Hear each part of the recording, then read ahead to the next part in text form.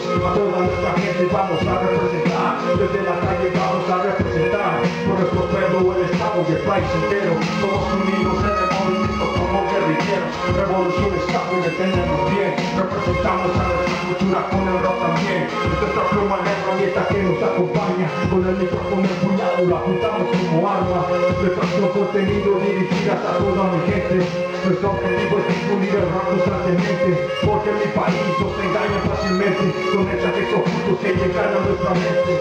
No decimos que pondremos fin a todo eso, es muy difícil lograrlo, pero pondremos todo el peso. Desde la ponte de nuestra rima sin rodeos, tengan en cuenta nosotros lo que queremos rodeos. Y las palabras claras que todos entiendan, para la gente de abajo no se confunda. El rap de calle para todos aquellos que lo comprendan. El movimiento tiene causas, no se sorprendan.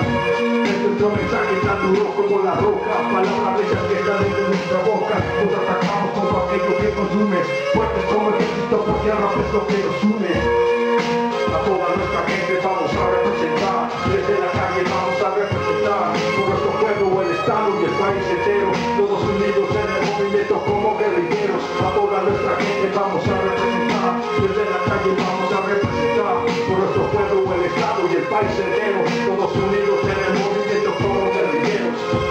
Como tratos fuertes en cualquier batalla, seguimos avanzando para llegar a la talla. Con el relato, la cultura michoacana, debe ser de sangre la cultura donde hace estará, porque también igual nosotros nuestra mente. El rap para nosotros será vuestro preferente.